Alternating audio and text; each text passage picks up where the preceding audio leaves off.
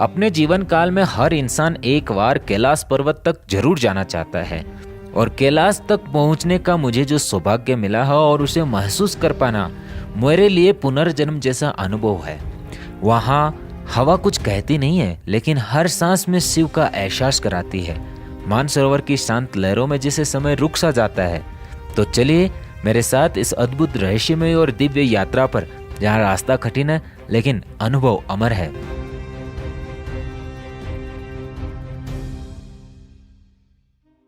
आज की इस मंगलमय यात्रा की शुरुआत सुबह जल्दी उठकर के बस में बैठ के एयरपोर्ट पहुंचने से होती है। एयरपोर्ट जो कि ल्हासा शहर का एयरपोर्ट है। ल्हासा चीन के सीचांग प्रांत, जिसे आमतौर पे हिंदी भाषा में तिब्बत नाम से संबोधित किया जाता है, की राजधानी है। यहाँ से हमें कैलाश पर्वत जो कि आली जिले में है, वहाँ तक के एयरपोर्ट तक पहुँचना है। यहाँ से कैलाश पर्वत तक आप हवाई अथवा सड़क मार्ग द्वारा पहुँच सकते हैं। हमने हवाई मार्ग द्वारा वहाँ पहुँचने का निर्णय लिया क्योंकि उसमें रास्ते का जो दृश्य है वो सच में बहुत ही मनोरम है। आकाश में ल्हासा को पीछे छोड़ते हुए अब मैं एक और दिव्यता की ओर उड़ रहा हूँ। नीचे बर्फ से ढकी चोटियां हैं, ऊपर नीला अनंत आकाश, मानो स्वर्ग धरती से मिलने चला हो। यह उड़ान सिर्फ एक यात्रा नहीं, यह आत्मा की कैलाश की ओर तीर्थ यात्रा है। हर पल, हर बादल, हर दृश्य जैसे प्रकृति स्वयं कैलाश के द्वार पर स्वागत कर रही हो। दिल की धड़कनें तेज हैं क्योंकि बस कुछ ही समय में मैं उस भूमि पे उतरूंगा जहां शिव निवास करते हैं। नगरी हवाई अड्डे से बाहर निकलते ही ऐसा लगा मानो इस खुली धरती ने बाहें फैलाकर स्वागत किया है। बस अब घर शहर की ओर चल पड़ी है। रास्ते में दूर दूर तक फैले मैदान, साथ में यहाँ का नील गगन और यहाँ की सुंदर चोटियाँ चल रही है। हर मोड़ पर प्रकृति नई तस्वीर रचती है। कहीं पहाड़ है, कहीं नदियाँ और कहीं शांति का मौन विस्तार। इस अनजानी भूमि की खूबसूरती देखकर मन आनंद से भर उठा है, जैसे हर दृश्य आत्मा को छू रहा हो। मन शांत है, दिल प्रसन्न है और आत्मा तैयार है यहाँ के हर एक दिन को अनुभव करने के लिए। शोपातले अर्थात शुभ प्रभात। प्रणाम सभी को, मैं हूँ निरंजन। और कल रात को आके इसी होटल में मैं सो गया था, जिसे मेरे पीछे देख सकते हो, जिस होटल का नाम है सीचांग आली ताजियोदियन। और यहाँ अक्सर लोगों को ऑक्सीजन की कमी फील होती है और हेडेक होता है, तो होटल के कमरों के अंदर ही आपको ऑक्सीजन किट लगी हुई मिलती है। समुद्र तल से मेरी ऊंचाई अभी है 4283 मीटर और जिस जिले में मैं खड़ा हूँ ये आली जिला है, जो इनके सीचांग प्रांत का है, जिसे तिब्बत नाम से भी संबोधित किया जाता है। साथ ही साथ दोस्तों, यहाँ से आप कैलाश पर्वत भी जा सकते हो, मानसरोवर लेक भी जा सकते हो, राक्षस ताल भी जा सकते हो और प्योंगयांग झील भी जा सकते हो। ये सभी इसी आली जिले में आते हैं और कल हम जिस एयरपोर्ट से आए थे वो भी इसी जिले का है। इसके बाद टूर ग्रुप की बस में बैठ करके हम निकल पड़ते हैं गारकोंटी से रूथोंग कोंटी के लिए। विश्व प्रसिद्ध पेंगोंग झील भी इसी रूथोंग कोंटी के अंदर आती है। गर्मियों के अंदर इसका एक इलाका पर्यटन के लिए खुला होता है और यहाँ की सुंदरता इतनी मनमोहक होती है कि यहाँ सैलानी आते रहते हैं। साथ ही साथ यहाँ पर्यटन को बढ़ावा देने के लिए बहुत सारी सांस्कृतिक गतिविधियां भी की जाती है, जो न केवल पर्यटन को बढ़ाती है बल्कि यहाँ के स्थानीय लोगों की आजीविका को भी आगे की तरफ लेके जाती है। यह झील बहुत ही खूबसूरत थी। जब इसका पहला दृश्य आप देखते हो तो ऐसा लगता है कि आकाश खुद पानी बनकर धरती को चूमने के लिए उतर आया है। इसकी ऊंचाई भी कम नहीं है, लगभग 4350 मीटर की ऊंचाई पे बसी हुई यह झील बहुत ही खूबसूरत है। पानी इतना साफ कि अपना ही चेहरा देखो तो आत्मा तक झांक जाए और रंग भी इसका बहुत खूबसूरत था। झील के किनारे जो परिंदों का संसार बसा है, वह जिसमें कुछ स्थानीय है, कुछ प्रवासी है। ऐसा लगता है मानो प्रकृति ने इन पंखों को इसी जगह उड़ने के लिए बनाया हो। और सच में जब मैं वहां पहुंचा तो यहाँ का अनुभव मेरे लिए एक अद्भुत और अद्वितीय था कि इतनी ऊंचाई पे होने के बावजूद भी प्रकृति ने इसे इतना खूबसूरत बनाया है कि जब भी हम यहाँ पहुँचते हैं तो मुंह से ये निकलता है अद्भुत और अकल्पनीय।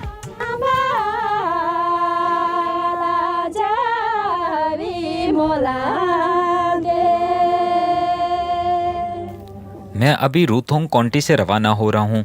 समुद्र तल से करीब 4300 मीटर की ऊंचाई पे हूँ। रास्ता जैसे किसी ब्रश से कागज पे उकेरा गया हो। ऊंचाई पर बहती ठंडी हवा और दूर दूर तक पसरी खाली जमीन सब मिलकर एक अद्भुत सन्नाटा रचते हैं जो शांति से भी ज़्यादा शांत है। यह रास्ता धरती पे नहीं लगता, ऐसा लगता है मानो जैसे मैं चंद्रमा की सतह पे चल रहा हूँ। हर मोड़ पर धरती एक नया रंग बदलती है, कहीं मटमैला, कहीं सुनहरा, तो कहीं हल्का गुलाबी, जैसे कोई विशाल कैनवास हो जो खुद को हर क्षण नया रंग दे रहा हो। चट्टानों के बीच से निकलती यह संकड़ी सड़क और उसके दोनों ओर खड़ी पहाड़ियों की परछाइयाँ मानो प्रकृति खुद ध्यान में बैठी हो। सूरज की रोशनी जब इन बेजान पर्वतों पर गिरती है तो हर चट्टान में जीवन जैसा कुछ दिखता है।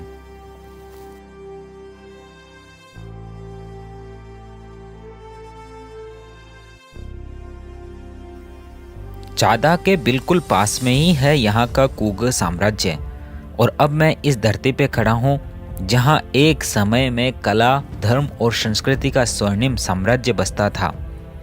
इन सुनसान पहाड़ियों और बिखरे खंडरों में आज भी गूंजती है वो प्रार्थनाएं जो कभी पूरे तिब्बत में फैलती थी। कुग सिर्फ एक राजवंश नहीं था, यह आध्यात्मिकता और वास्तुकला का संगम था, जहाँ मिट्टी की दीवारों पर भगवान बसते थे। यहाँ की गुफाओं में आज भी मौजूद है हजारों साल पुरानी पेंटिंग, इतनी जीवंत मानो अभी अभी किसी साधु ने इन्हें रंगों से सजाया हो। बिखरे स्तूप, टूटी मूर्तियाँ और खाली महल, ये सब मिलकर एक ऐसी चुप्पी रचते हैं जो सीधे आत्मा से बात करती है। कुग का हर पत्थर जैसे कह रहा हो, हमने वैभव भी देखा है, विनाश भी, लेकिन स्मृति में कोई हमें मिटा नहीं सकता। जहाँ खड़े होकर लगता है इतिहास सिर्फ किताबों में नहीं, वो मिट्टी में भी सांस लेता है। इसके बाद हम सभी चादाशिया ईगोथुली एरिया की तरफ निकल पड़ते हैं, जहाँ धरती ने खुद को एक मूर्तिकार की तरह तराशा है। यहाँ की मिट्टी की ऊंची नीची आकृतियाँ जैसे हजारों सालों की हवा, पानी और समय से मिलकर बनाई गई एक रहस्यमयी कला हो। जब हम शटल बस में बैठकर के आगे बढ़ रहे थे तो वहाँ की हर एक छोटी छोटी आकृति हमें आकर्षित कर रही थी। इन चट्टानों को देखकर लगता था जैसे कि मैं किसी और ग्रह पे आ गया हूँ। ऊंचे टीलों और गहराइयों से गुजरती धूप जब इन आकृतियों पर गिरती है तो हर शिला की छाया में एक नई कहानी जन्म लेती है।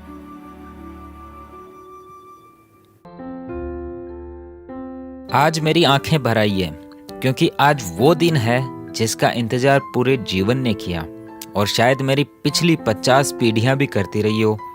मेरे कुल में आज तक कोई कैलाश नहीं पहुंच पाया था, और आज मैं बस में बैठा उसी दिशा में जा रहा हूं जहां स्वयं शिव विराजते हैं।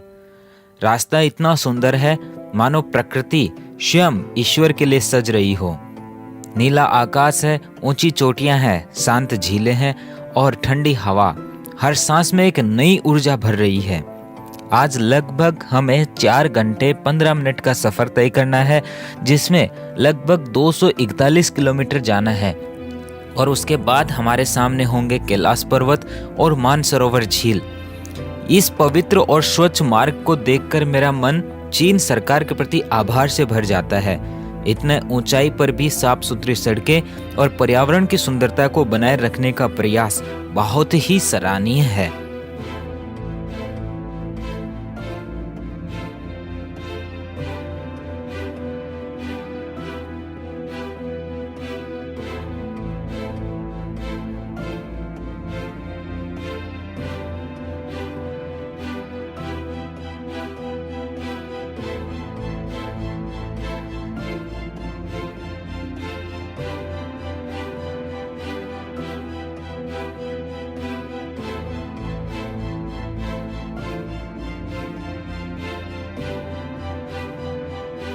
और अचानक एक मोड़ पर बस घूमती है और मेरी नजर उस दिशा में जाती है जहां दूर बादलों के बीच एक सफेद शिखर चमक रहा था। मैं सांस रोक लेता हूँ। हाँ, यही है कैलाश पर्वत, वही जिसकी कल्पना मैंने वर्षों तक की थी और जो अब मेरे सामने है। मैं ना बोल पा रहा था, न सोच पा रहा था, बस आंखें भरी थी। ऐसा लगा मानो जैसे शिव ने खुद पर्दे हटाकर मुझे पहली झलक दी हो, जैसे वो कह रहे हो, आ गया तू। यह कोई साधारण दृश्य नहीं, यह आत्मा की आंखों से देखा गया सत्य था। और ऐसा लग रहा था मानो सभी बादल आके वहाँ शिव का अभिषेक कर रहे हो। और इस सत्य के सामने होना मेरे जीवन का सबसे पवित्र क्षण था।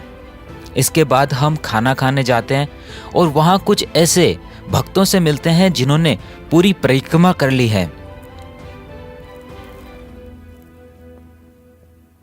बिहार से आए हैं, हाजीपुर पटना के नज़दीक में है और बहुत बढ़िया कैलाश मानसरोवर का दर्शन, बहुत शुभ, बहुत सुंदर, जीवन का सबसे बड़ा सुख अनुभव हमने अनुभव किया। बहुत बहुत भगवान लीला।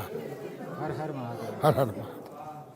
मैं फर्स्ट टाइम कैलाश की यात्रा कर रहा हूँ और वैसे मैं इंडिया में ट्रैकिंग काफ़ी करता हूँ। हर साल मैं और मेरा बेटा जाते हैं और मुझे यहाँ का अनुभव बहुत अच्छा लगा। हम यानी जितना मुझे यहाँ पे अच्छा लगा, मैंने और बेटे ने यानी वॉकिंग से ट्रैकिंग किए। मिसिज हमारी साथ में थी, मिसिज ने की घोड़े पे ट्रैकिंग की है और बहुत ही अच्छा अनुभव। इससे अच्छा अनुभव मुझे अपने इंडिया में ट्रैकिंग पे नहीं मिला जितना यहाँ पे मिला है। और भोले के दर्शन हमें पूरी परिक्रमा में हमें दर्शन होते रहे चारों तरफ।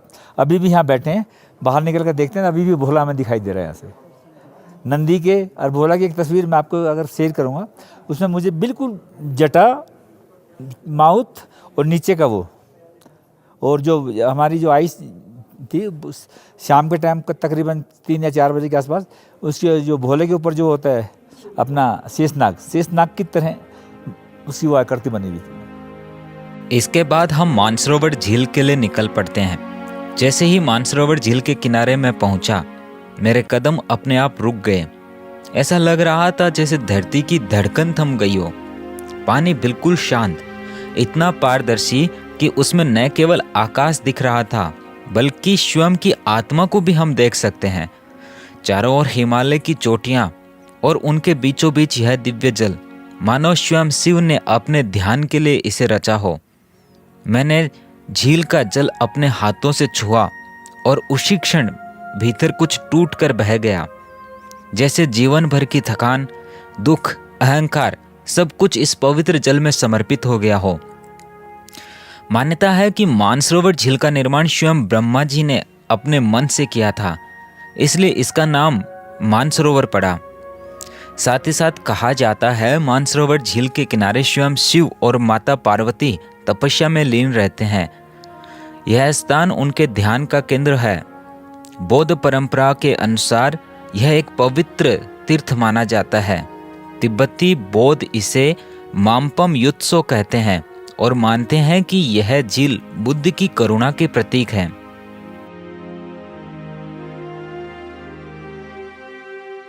यहाँ का सच में जो अनुभव है दोस्तों, वो बहुत ही अद्वितीय है। मैं कैसे अपने शब्दों से बयां करूं। यहाँ जो कलकल की आवाज़ भी आ रही है ना, वो ऐसा सुकून दे रही है, मन करता है कि मैं यहाँ घंटों पर बैठा रहूं। और जो आनंद है, उस आनंद का कोई पैमाना नहीं है जिस पैमाने से मैं उस आनंद को नाप सकूं। हाँ, वास्तव में अद्वितीय, अद्भुत, गजब यार। और चाइना की सरकार को भी भाई बहुत बहुत धन्यवाद देना पड़ेगा कि उन्होंने इस पवित्र झील को आज इतने साल बीतने के बाद भी पवित्र रखा है। एक भी कचरा आपको कहीं देखने को नहीं मिलेगा।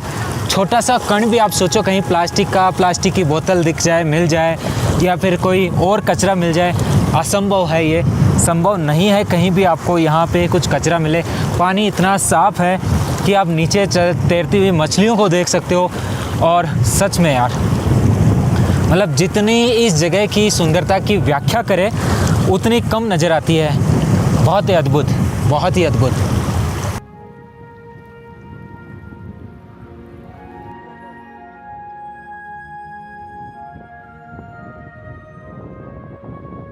इसके बाद बस में बैठ करके हम निकल पड़ते हैं पागा विलेज के लिए, जो कि कैलाश पर्वत के चरणों में बसा एक छोटा सा गांव है।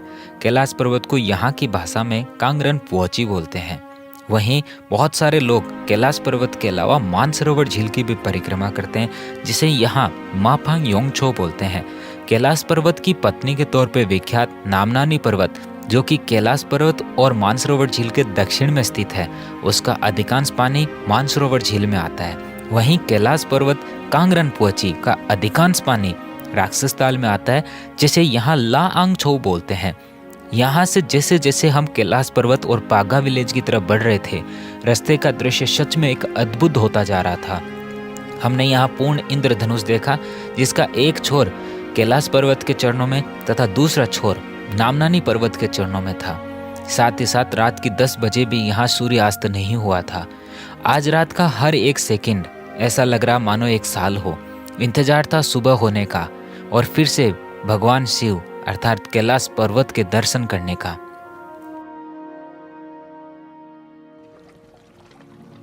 आज सुबह मैं जल्दी उठ गया और गांव के छोटे छोटे बच्चों के साथ स्कूल में फुटबॉल खेलने लगा। इतनी ऊंचाई पर मेरी सांसें जल्दी फूल गई, लेकिन बच्चे बिना थके भागते रहे, जैसे इस पहाड़ी जीवन में ही उनका बल और ऊर्जा बसी हो। यह अनुभव बहुत ही सुखद और स्फूर्तिदायक रहा। इसके बाद हमने कैलाश पर्वत की परिक्रमा शुरू की। टोटल परिक्रमा यहाँ 53 किलोमीटर की है, जिसमें से 9 किलोमीटर हम बस से यात्रा कर सकते हैं।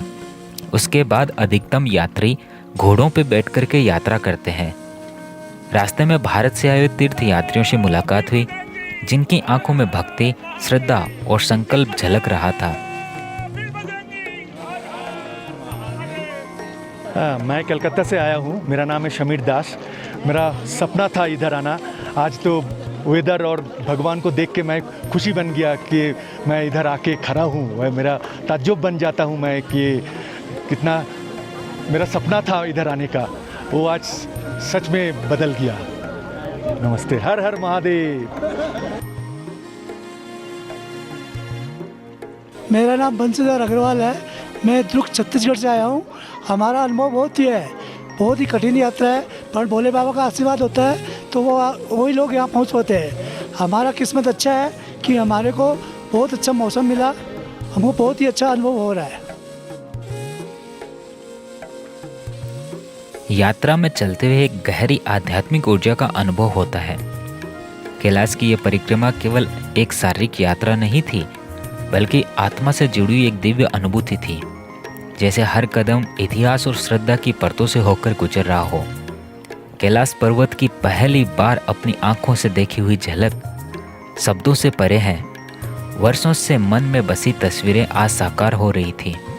जैसे ही मेरी नजरें इस दिव्यता से भरे पर्वत पर पड़ती है, एक अनकहा सुकून और भीतर से उठती गहरी शांति मुझे घेर लेती है। ऐसा लगा जैसे आत्मा अपने मूल से मिल गई हो।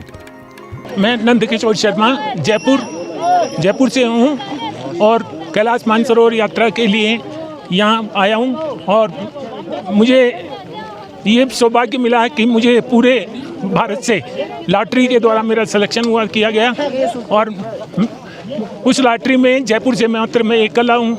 मैंने इस बाबा के यहाँ आने के लिए 52 साल तपस्या किए। मैं बाबा का एक छोटा सा सेवक हूँ, जिसमें रोज़ 4 घंटे पूजा करता हूँ, बाबा की भक्ति करता हूँ। यहाँ आने के बाद में भी मैं मात्र 2-2.5 घंटे सोता हूँ, जिसके तो भी मुझे थकान नहीं होती। और बाबा हमेशा जयपुर से ही मेरी गाड़ी में मेरे साथ बाबा आए हुए हैं, वो भी कैलाश मानसरोवर की यात्रा करके वापस जाएंगे। मुझे बहुत सौभाग्य मिला। जी, आज हमारा कैलाश परिक्रमा का फर्स्ट डे है। बहुत ही अच्छा लग रहा है और भारत का सरकार ने जो प्रयत्न किए हैं, चाइना के साथ जो रिलेशन वापस अच्छे हुए हमारे, तो दोनों गवर्नमेंट को थैंक्स बोलना चाहते हैं। और सब यात्रियों के लिए हम अच्छे भाव से शुभकामनाएं देना चाहते हैं कि जर्नी सबकी अच्छे से पूरी हो और हम सब कुशल मंगल वापस आए। हर हर महादेव। हर हर महादेव। यह पर्वत न केवल हिंदू आस्था का केंद्र है, बल्कि बौद्धों के लिए यह ध्यान और करुणा का प्रतीक है। वैसे कांगरन पोएची कहते हैं। जैन धर्म अनुयायियों के लिए यह स्थल और भी विशेष है, क्योंकि यह वही स्थान है जहां पहले तीर्थकर भगवान ऋषभदेव ने मोक्ष प्राप्त किया था। इन सभी आस्थाओं का संगम इस पर्वत को केवल एक प्राकृतिक चमत्कार नहीं, बल्कि एक जीवित आध्यात्मिक शक्ति बनाता है। मेरे भीतर एक अद्भुत प्रसन्नता, शांति और धन्यता का भाव है, जैसे जीवन में सब कुछ पा लिया हो। कैलाश को देखना, उसे महसूस करना मेरे जीवन का सबसे पवित्र और पूर्ण अनुभव है। हर हर महादेव। नमो बुद्धाय, जय जिनेंद्र।